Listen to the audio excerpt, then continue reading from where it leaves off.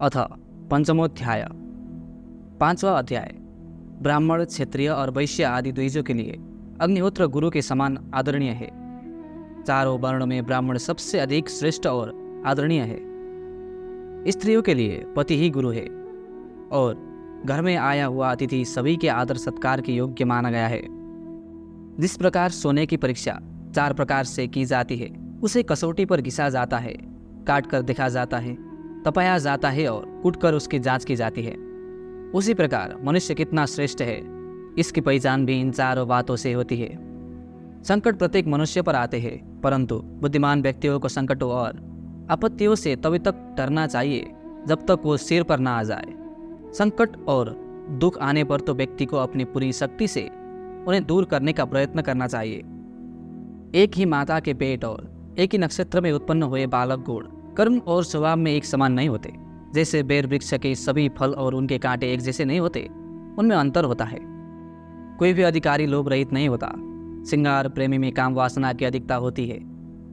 जो व्यक्ति चतुर नहीं है वो मधुरभाषी भी नहीं हो सकता, तथा साफ बात कहने वाला व्यक्ति कभी भी धोखेबाज नहीं होता।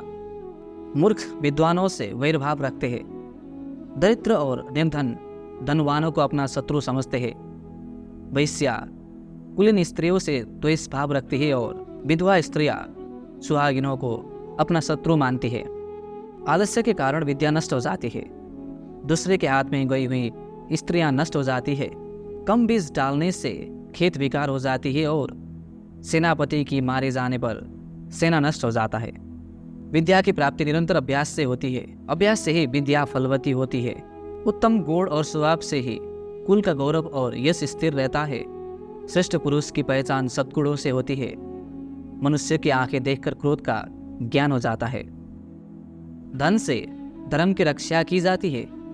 विद्या को युग के द्वार बचाया जा सकता है। मधुरता के कारण राजा को बचाया जा सकता है और अच्छी स्त्रियां घर की रक्षक होती है। विद्वान व्यक्ति के पांडित्य की निंदा करने वाले, शास्त्रों द्वारा कहे गए श्रेष्ठ आचरण को व्यर्थ बताने वाले, धीर, गंभीर और शांत रहने वाले व्यक्ति को ढोंगी और पाखंडी बताने वाले लोग हमेशा दुख उठाते हैं। इस परनिंदा रूप कार्य से कोई लाभ नहीं होता है। दान देने से दरिद्रता नष्ट होती है। अच्छे आचरण से कष्ट दूर होती है। मनुष्य की दुर्गति समाप्त होती है। बुद्धि से अज्ञान नष्ट होता है, अर्थात मूर्खता नष्ट होती है और ईश्वर की भक्ति से भय दूर होता है। काम वासना के समान कोई रोग नहीं, मोह से बड़ा कोई शत्रु नहीं, क्रोध जैसी कोई आग नहीं और ज्ञान से बढ़कर इस संसार में सुख देने वाली कोई वस्तु नहीं। जिस प्रकार मनुष्य अकेला ही जन्म लेता है, उसी प्रकार अकेले ही उसे पाप और पुण्य का फल भी भोगना पड़ता है। अकेले ही अनेक प्रकार के कष्ट भोगने पड़ते हैं, अर्थात अकेले ही उसे नरक का दुख उठाना पड़ता है और अकेला ही वह मोक्ष को प्राप्त होता है। जिसे ब्रह्मज्ञान है उसके लिए स्वर्ग 3 के समान अर्थात तुच्छ है। शूरवीर के लिए जीवन 3 के समान होता है। जितेंद्रिय अर्थात संयमी व्यक्ति के लिए स्त्री 3 की समान होती है और इच्छा रहित मनुष्य के लिए सारा संसार ही 3 के समान है। विदेश में विद्या ही मनुष्य की सच्ची मित्र होती है। घर में अच्छे स्वभाव वाली और गुणवती पत्नी ही मनुष्य की सबसे अच्छी मित्र होती है। रोगी व्यक्ति की मित्र दवाई है और जो मनुष्य मर चुका है उसका धर्म कर्म ही उसका मित्र होता है।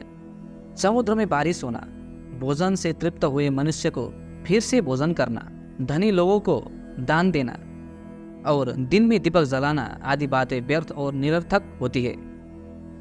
बादल का जल जैसा दूसरा कोई जल शुद्ध नहीं। आत्मबल के समान दूसरा कोई बल नहीं। नेत्र ज्योति के समान दूसरी कोई ज्योति नहीं और अन्न के समान दूसरा कोई प्रिय पदार्थ नहीं होता। धनहीन व्यक्ति और अधिक धन पाना चाहता है। चौपाए अर्थात 4 पैर वाले पशु चाहते हैं कि वो बोल सके।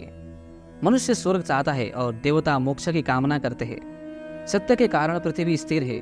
सूर्य भी सत्य के बल से प्रकाश देता है। सत्य से ही वायु बहती है।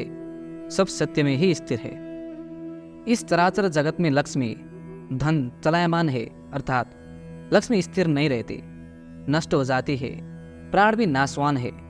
जीवन और यौवन भी नष्ट होने वाले हैं।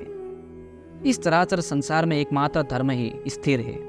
मनुष्य में नाई सबसे अधिक चालाक और होशियार होता है।